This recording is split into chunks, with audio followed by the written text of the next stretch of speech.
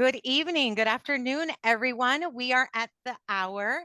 So we are going to start our webinar today. We are so excited to have you here this evening, joining us on webinar number 4 from the Road to Optometry, sponsored by Transition Optical. My name is Dr. Diana Cantos Sims, and I own a practice and my own frame line in Chicago, Illinois. I am also the co-founder of Latinos in Optometry, and I'm also on the Diversity, Equity, and Inclusion Task Force for Transitions Optical and the Vision Council. And today we are in for a treat because we have an amazing interview with Dr. Lina Arango and 2 of our student ambassadors for Latinos in Optometry. Now, time is a very valuable resource, and we want to make sure that we only take 45 minutes of your time today to talk about this insightful information about the road to optometry. So we encourage you to actively participate in the chat. We want to know who you are. We are a very warm, welcoming group. And even though we are Latinos in optometry, you don't have to be Latino to be part of our organization. We are a nonprofit, which I will introduce my dear colleague, Glenda Aleman, in a few minutes, she will share with you what our mission and vision is. But if you are passionate about serving the Latino community with vision and eye care, this is the place for you. And today we're going to share some very insightful information about our careers in optometry.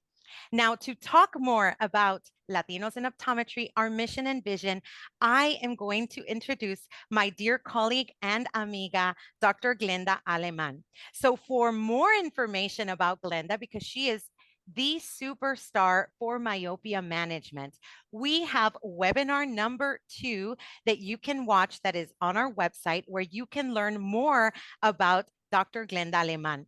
She has a specialty practice, which is myopia management, and she also works in a Walmart. So she serves the Latino community, and we are so proud that she is able to share myopia management to an underserved community that is dear to our hearts. So when you have a chance, make sure you go on over to our website and you check out webinar number 2, which is where Dr. Glenda Aleman was interviewed. And without any further ado, I want to introduce you to my dear friend and colleague that is going to talk to you more about Latinos in Optometry, Dr. Glenda Aleman.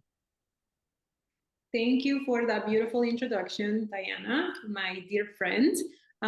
So as she mentioned, I'm Dr. Aleman, and I'm so happy to be here tonight with you guys. And I want to share the vision, mission, and the goals of Latinos in Optometry. So all started with the wonderful, lively Diana Canto, where I think we were at a Goldman Sachs event, and we were talking about how there was no representation of Latinos, and she's like, wait a minute, we already have something going on. And she invited me, and I'm so grateful that she gave me the opportunity to be part of the board of Latinos in Optometry. So the mission of Latinos in Optometry is, at the leading voice for Latino eye care, we provide education, mentorship, and leadership to better serve the Latino community. We have a huge population in the US of Latinos, but we are underrepresented when it comes to healthcare in general. But in optometry, the percentage of Latino optometrists doesn't even reach 6%. So with that in mind, our vision for Leo is to increase the number of Latino optometrists and empower the eye care community with resources to better serve Latinos. Our goals is to increase the number of Latino students in optometry schools. With that, we have this webinar that you're watching tonight as part of that initiative, as part of that goal. We want to get more students that are motivated. So please, as Diana alluded, if you have friends, please invite them to attend these webinars. But also, if you have younger friends that are in undergrad or even in high school, this will be a great resource for, these students, these young adults that don't really know what they want to do yet.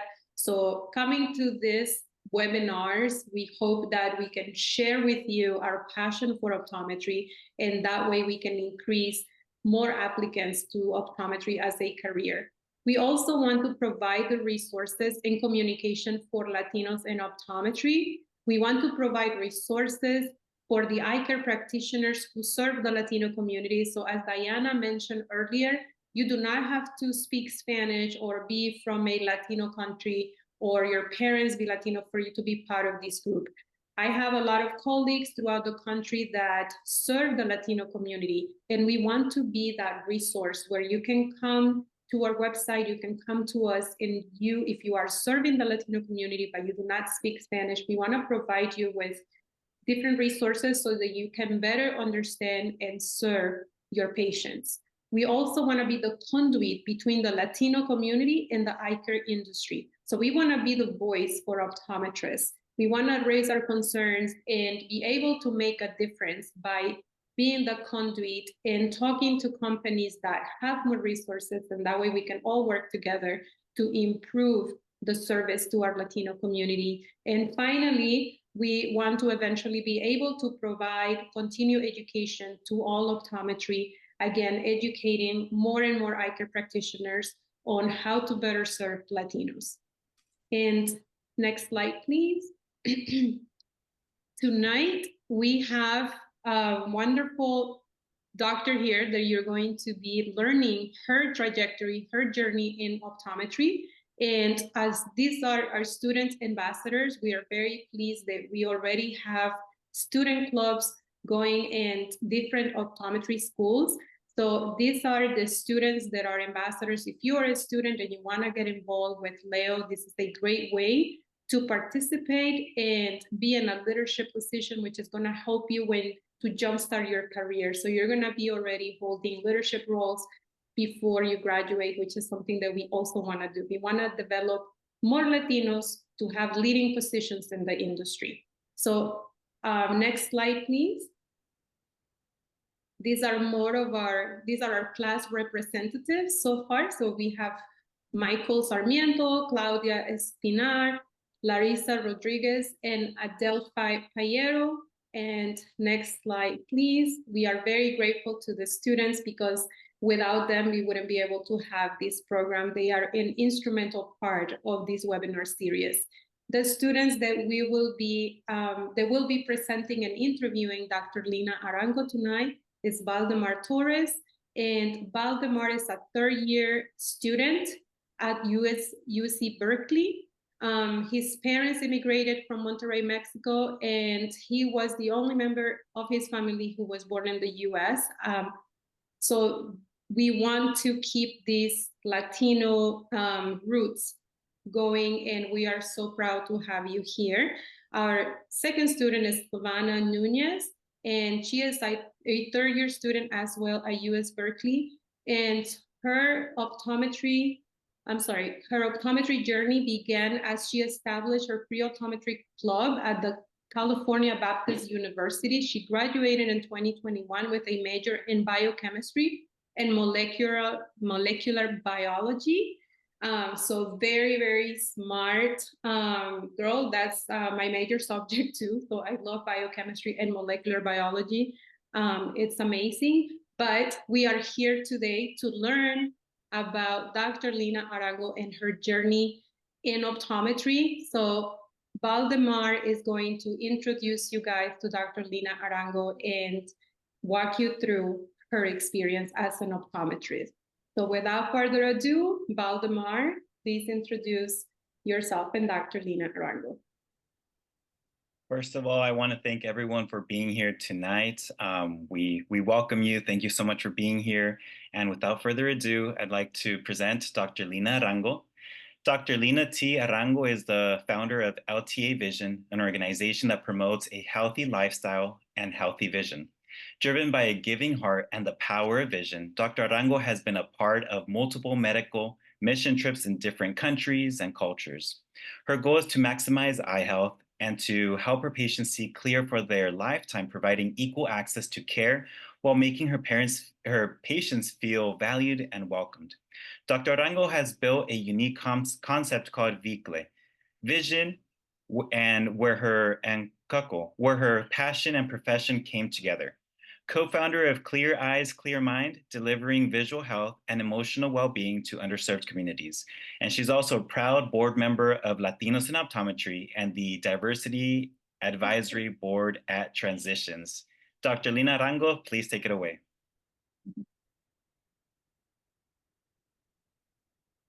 Thank you, Baldemar, for the kind introduction, and welcome to the Road to Optometry webinar series. This is webinar number 4. Dr. Arango, and I'm thrilled to be here tonight, share my experiences as an optometrist with all of you.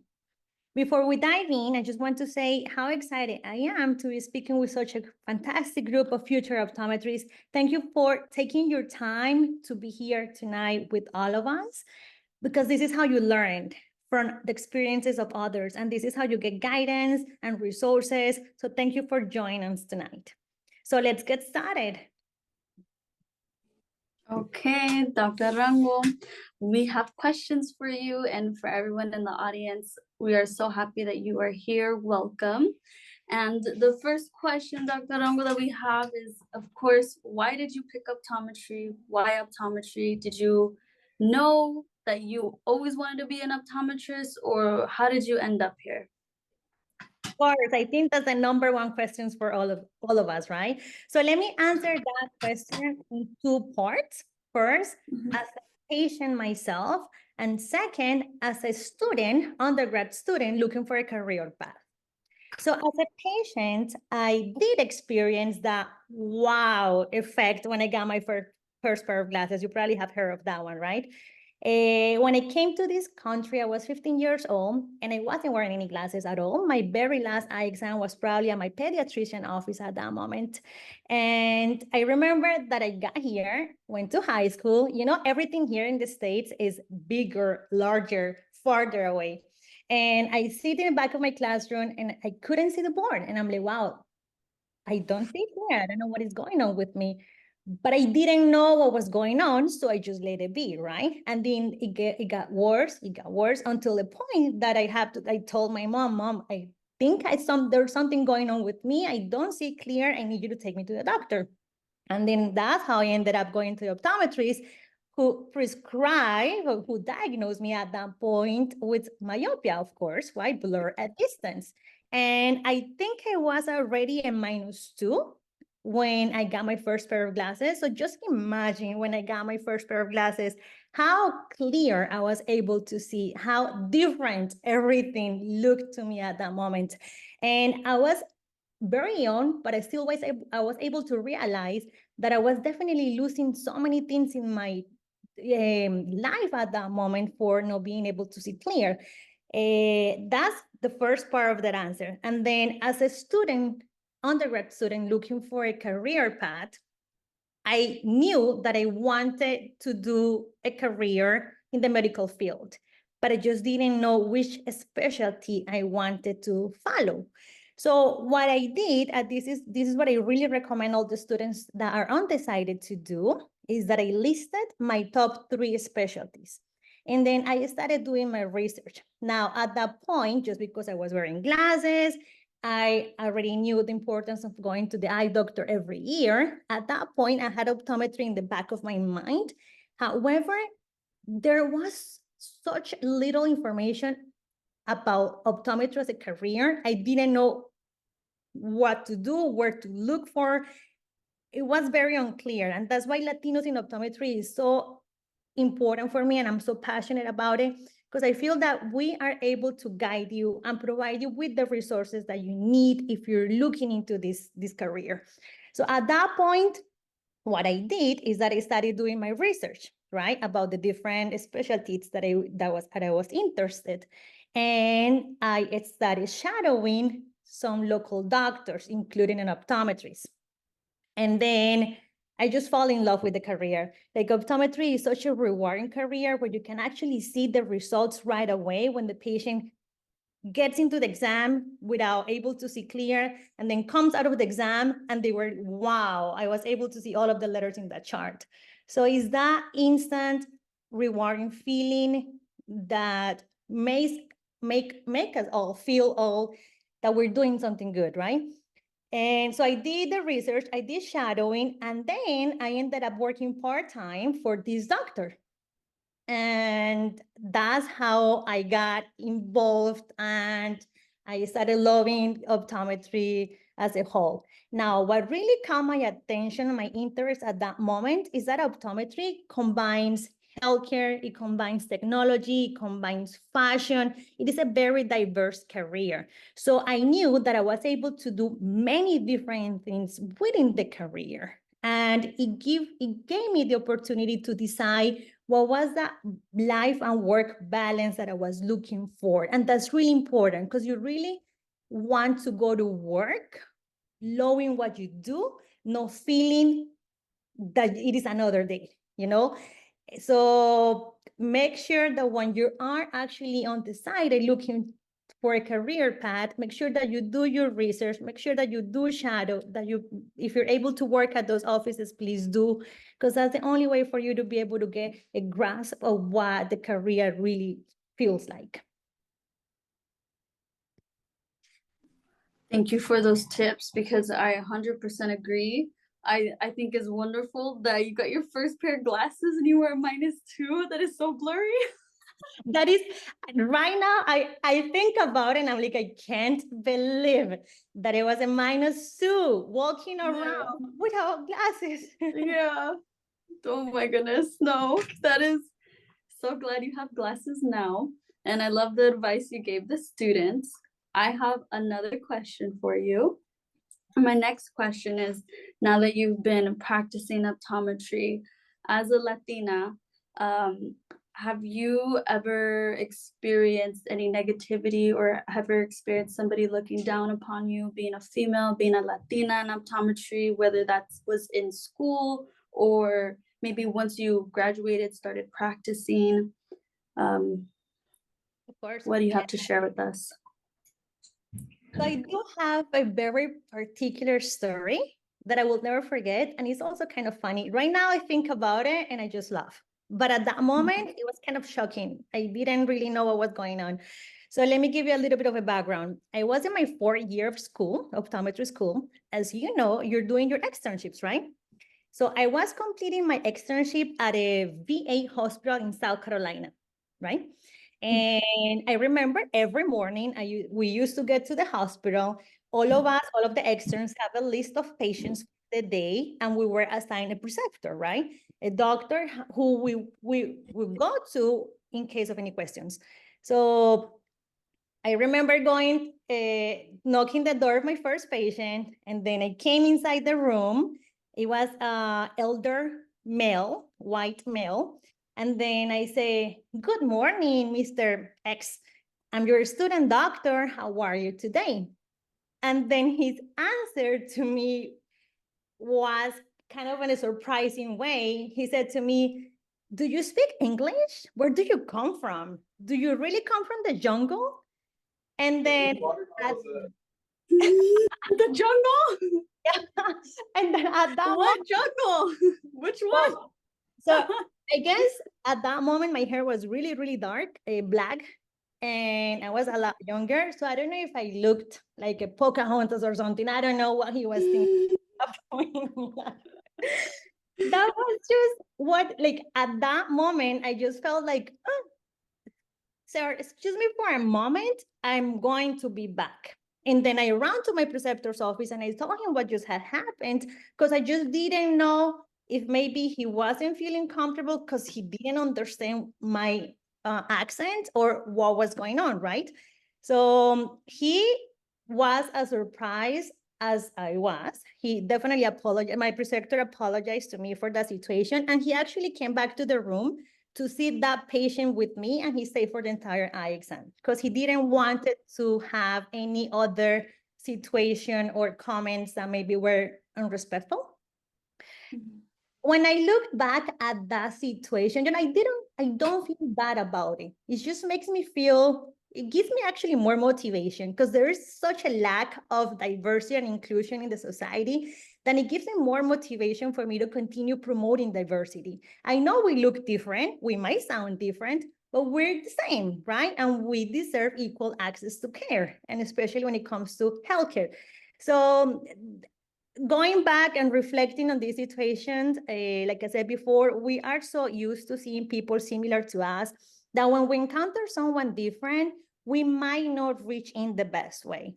And in reality, we need to understand that the beauty of diversity lies in these differences, right? In being different, having a different accent, having a different color, a hair color, a different skin color. And it's just about understanding and opening our eyes to be able to accept others. So that was kind of like a funny moment in my in my career. But definitely looking back, it was an experience for me to grow. All right, I've got a question for you, Dr. Arango. Hey, Baldemar, Yes. I don't see you. There we go. All right, perfect.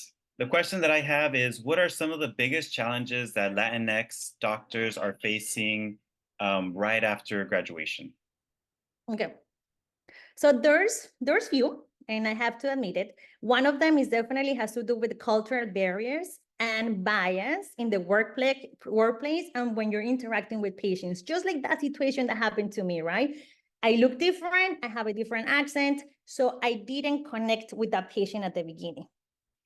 Like I said before, when that happens, it is not a matter of you feeling bad about the situation or about yourself. It's just understanding that it's difficult for others to accept or just to admit that we are different, right? That's one of them. The other one is that there may be some difficulties in navigating a predominantly English-speaking profession, especially if Spanish is the first language. So at the beginning, we might feel a little bit more shy to do lectures or maybe talk to others or have a little bit more of an open conversation with other colleagues. And there's also some limitations that I found for the Hispanic optometrists, even myself, is that there are some limited financial resources. So for example, in my case, I couldn't pursue a residency after graduating from optometry school because I needed to start working as soon as possible to be able to help my parents who had been providing for the last several years for me to be able to go to school, right? However, even though there are some challenges, there's a lot of advantages. There's a fact that the Hispanic community is growing and there's a huge demand for Spanish-speaking doctors. So there's a lot of career opportunities for all of us. And also considering that as a Spanish-speaking doctor, we're able to connect and bond in a different way with the Hispanic communities. So we're able to create a loyal patient base in our practices. Wonderful. Thank you for answering that. And the second question that I have is, how important is it to attend conferences and networking events, and both as a student and now as a doctor? Okay. So let's do something here because I love this question. Let me give you my 5 reasons. And then I would like for you, Baldemar and SB, to give us few reasons of why do you think is important as a student doctor? Because in my case, I graduated 10 years ago, so I don't really remember that time that much. But you are fresh, so you already know that. So attending conferences and networking events help us stay informed, right? Connected and competitive. Okay, so that's really important. It gives us the opportunity to learn about new technology and products. And let me make a parenthesis here. This is one of the main reasons why I love attending Transitions Academy every year. Because at Academy, I'm able to learn about the technology and the research behind transition lenses while gaining insights about the industry trends and future directions. So that's very important for you to stay up to date with what's going on, right? Attending conferences and networking events also help us build important relationships and collaborations within the field. It allows us to share our knowledge and best practices with our colleagues.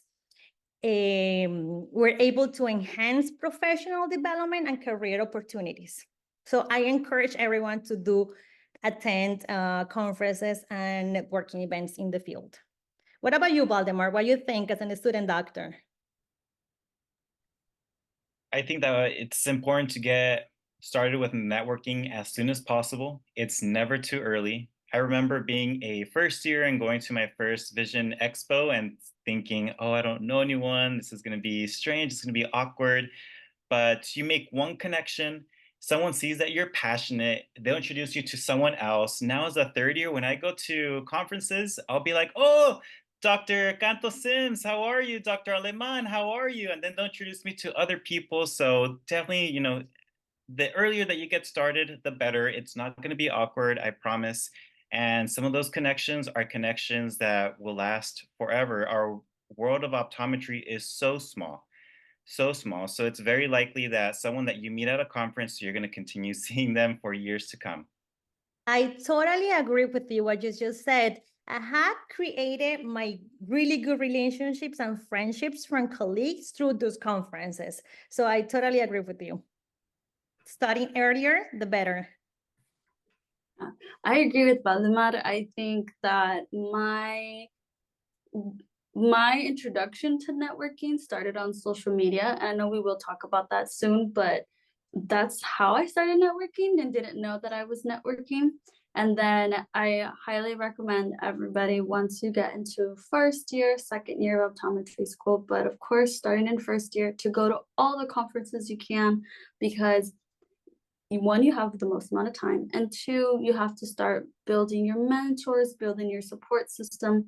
The only reason Valdemar and I are here today is because we met all these wonderful doctors either at conferences or at Transitions Academy, and that opened so many doors for us to end up at this webinar and speak to all of you students. So I think that just shows how important networking is when you start super early in your career. And you made a really good point, SB. When you're a student, believe it or not, you do have more time. When you graduate and start working, then you have to take, well, right now you're taking boards. I know that's different story. But when you're working, then you have to take time off, and it's a whole different dilemma. So yeah, that's true. Great. So what about if we now talked about social media? Because I think that's a hot topic right now. So when I graduated 10 years ago, like I said before, having a public social media account was actually very rare. And it was intimidating. Like the fact that patients will see what we're doing outside work, that idea was not very familiar, and we didn't feel very comfortable doing it. I remember that I created my first Instagram public account and LinkedIn account after I completed my first Transitions Academy, because I felt really behind. And I'm like, wow, what is going on? I'm missing on a lot. I need to start doing something, right? So social media has changed, it has evolved, and I have seen it over the years in our field, right? In the eye care field, it has evolved. And I feel like it has become a tool for all of us to connect with the patients and to promote engagements, and for us to be able to educate the patients, which is one of our goals, right? So I've seen that evolution, and I'm a pro social media right now. I am still working on my videos and my content and all of that good stuff. But what about you? What do you think? Absolutely. I love using my LinkedIn, but for the most part, I use my Instagram, Future Dr. Ojitos. I try to be as active as I can, whatever school allows me to do. People are curious. People want to know what we're up to, what we're learning in optometry school. And I think it's a great way to inspire pre-optometry students. It's also a good way to let our mentors know how we're doing, if we're facing any challenges, if there's anything that they can help out with. So definitely, use your social media accounts. One more thing that I want to mention is don't just be someone who is receiving the likes and receiving comments. If you have mentors and you follow them, make sure you're liking their pages, their posts. Make sure that you're interacting on their websites. If there's someone who you want to be get into their radar and you want them as a mentor, engage with them. That's one good sign that that will let them know that, hey, you know, there's someone who's interested in what I'm creating. Maybe I should interact with this person as well. I 100% agree with Baldemar. I think that when you have your social media account, and people decide to make two different accounts sometimes, if you're a little scared to make your account public, you can have one personal and then one just for optometry or your future career. So if it's something that maybe kind of scares you, you can start off with that. So that's one tip for you, but definitely highly recommend to make your Instagram account and follow all the optometrists and all the students, because it's also really cool to see when another student is learning something and you just learned it, or you're going to learn it in a month. And it's so cool to also see, like, we're studying for boards and we see all the third year students on Instagram are all stressed about boards, and it just makes us all feel like united and like we are not the only one struggling. And it's so crazy how social media can make you feel like you have your little community on your phone through an app. And I also use Instagram. You guys can find me on Instagram at Future Dr. Nunez. And if you guys need any help or have any questions, you can ask Latinos in Optometry. You can send them a DM. You can send us a DM, and we would love to help you out. Awesome. Thank you. Thank you. And my Instagram is also LTA Vision. Any questions that you may have or any tips that you want, any resources that you need, just reach out. Just like SV and Baldemar said, it is not just social media, it is also a network platform. So we really want to interact, and we really would like to learn and get to know more students going through the same process, or future doctors that want to have, you know, some background, some experience, some tips. So let me ask you, SB, I think we're almost on time right now. So when you're talking to your friends at school about social media, everyone is super open about it. Like no one is really kind of like hesitating about opening a public account because it is intimidating. It has changed. No, Yeah. yeah, no, there's a lot of people who are hesitant and are not either hesitant or they're just not interested in having an account and sharing about their optometry journey. Maybe they're more passionate about posting their art or posting different food places that they visit. So then they'll open an account for that.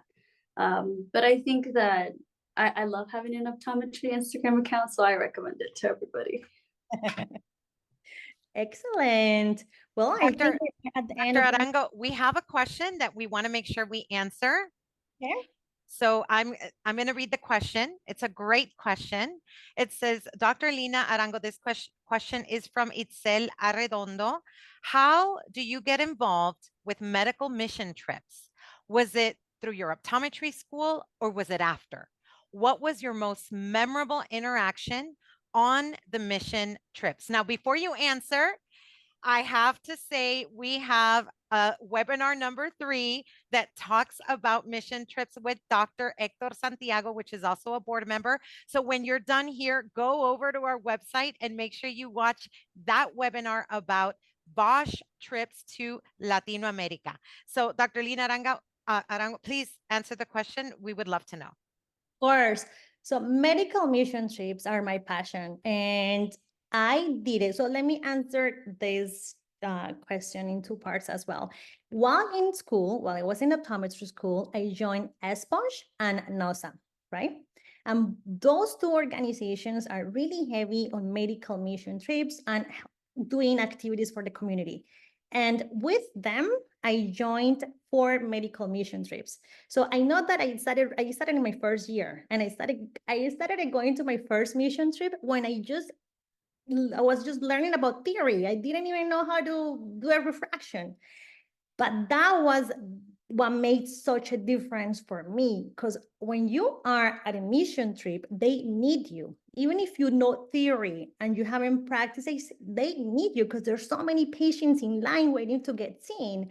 And the doctors gave me the opportunity to put in practice a theory that I have just learned. And I feel that that gave me so much hands-on experience that when I came back to school, when I came back to do my live practices and tests and stuff, I did so good because I had so much experience from the medical mission trips. So definitely I encourage all the students to join ESPOSH and NOSA and to participate in their medical mission trips. Now, after the years, like I said, I'm so passionate about giving back to my community. That's how I created Clear Eyes, Clear Mind, where we provide healthcare and emotional well-being to underserved communities here in South Florida, that I'm local. But yeah, that was basically how I got into it. Amazing. And we have another question, and we want to make sure we cover all the questions. The next question is, do you have advice for high school students that want to become optometrists? And what major should college students take before optometry school? This is a great question. Yeah, Lina? and we were actually talking about it the other day, that we should start educating students from high school or even earlier than high school, middle school, about healthcare and optometry as a career option.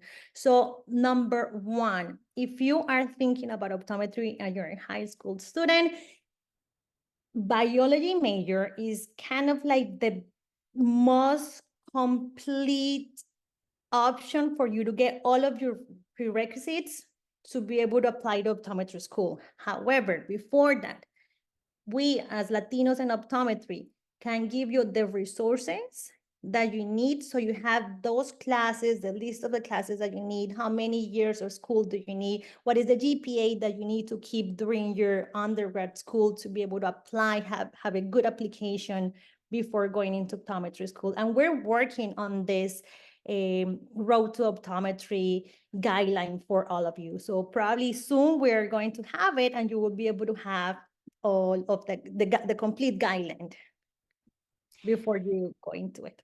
Absolutely amazing. And if you do have another question, please feel free to put it in the Q&A, because our chat is currently disabled, but we can absolutely answer any questions that we have in the Q&A.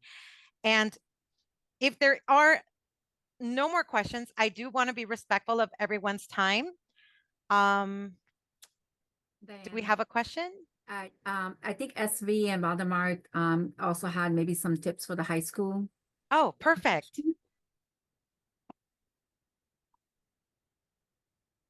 Sure, I can get started. If you're in high school, shadow your local optometrist.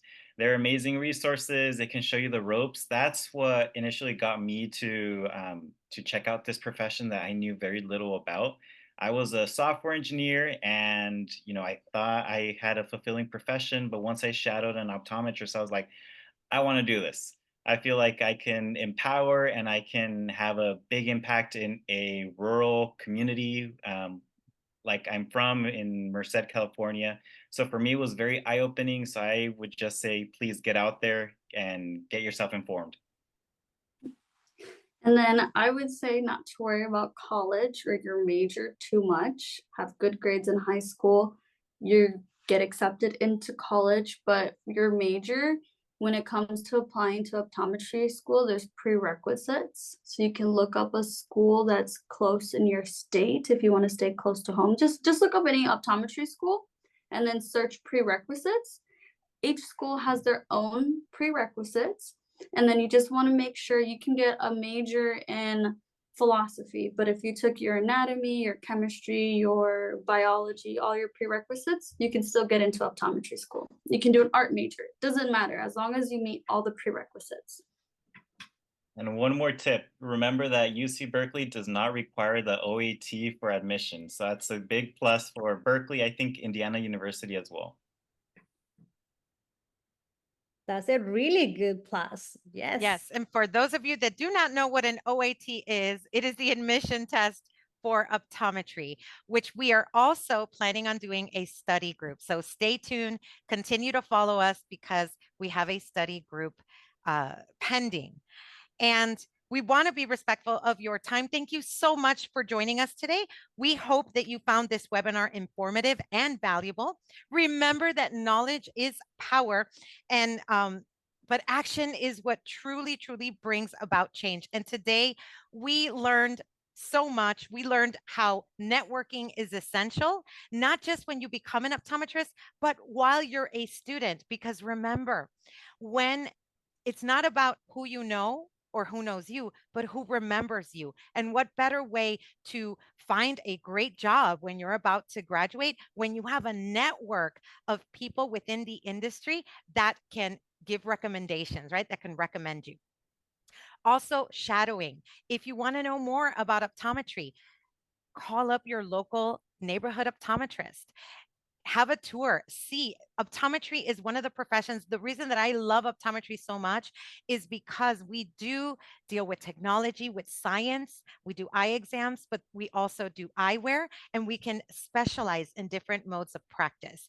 So make sure that you network, make sure that you shadow an optometrist. And also, as an OD, as an optometrist, we call ourselves ODs.